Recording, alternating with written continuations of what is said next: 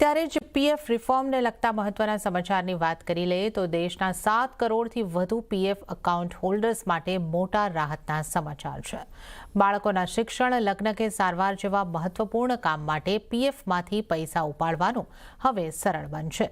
ઈપીએફઓએ નિયમો સરળ બનાવ્યા છે અને ઉપાડની મર્યાદા વધારી દીધી છે। વધુ માહિતી લઈએ સહયોગી કરણ ગાંધી પાસેથી। કરણ, પીએફના નિયમોમાં કયા ફેરફાર થયા છે? જી, તો દેશના 7 કરોડ પીએફ હોલ્ડર્સ માટે સરકારે ખૂબ જ સારા સમાચાર આપ્યા છે। હવે ઈપીએફઓમાં પણ રિફોર્મનું કામ થઈ રહ્યું છે। ઈપીએફઓ સભ્યો હવે જે પોતાની જમા રકમ છે તેના 75% સુધી, એમ્પ્લોયર અને એમ્પ્લોય બંનેનું મળીને જે 75%નું કોન્ટ્રીબ્યુશન થાય છે એટલી રકમ ઉપાડી શકશે અને અમુક કિસ્સાઓમાં આ રકમ 100% સુધી પણ ઉપાડવાની મંજૂરી જે છે તે અહીંયાથી આપણને મળી ગઈ છે। સાથે જ શિક્ષણ અને લગ્ન અને સાથે તબીબી જે ખર્ચ છે તેના માટે આ ઉપાડ શક્ય બનશે તેવું પણ અહીંથી કહેવામાં આવ્યું છે।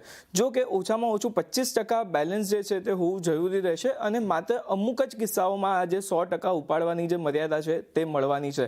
સાથે જ પહેલા જેમ પીએફમાંથી ઉપાડ કરવા માટે આપણે સૌ જાણીએ છીએ કે 13 જટિલ શરતો હતી, હવે તેને સરળ કરવા માટે 3 શ્રેણીમાં ડિવાઈડ કરી દેવામાં આવી છે। હવે આ શ્રેણીઓ કઈ છે તેની વાત કરીએ તો સૌથી પહેલા છે આવશ્યક જરૂરિયાતો, જેમાં શિક્ષણ, લગ્ન અને કોઈ પણ તબીબી સારવાર તમને જોઈએ છે તો આ જે શ્રેણી છે તે અંડર તમે ક્લેમ કરી શકો છો। સાથે જ બીજી શ્રેણી છે રહેઠાણ માટેની, જો તમે ઘર કે લેન્ડ પરચેસ કરવા માંગો છો તો આ હેઠળ તમે ક્લેમ તમારો મૂકી શકો છો।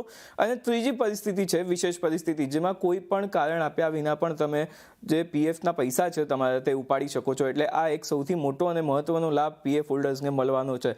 સાથે જ શિક્ષણ માટે 10 વખત અને લગ્ન માટે 5 વખત પૈસા ઉપાડી શકાશે। આ પણ એક મોટી રાહત છે, કારણ કે પહેલા આ બંને કાર્યો માટે માત્ર ટોટલ 3 વાર જ તમે પૈસા ઉપાડી શકતા હતા। હવે આ ટોટલ જે છે તે આંકડો હવે 15મો થઈ ગયો છે।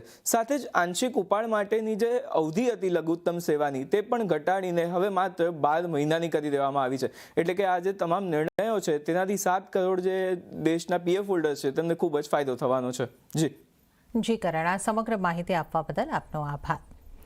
અને ગ્લોબલ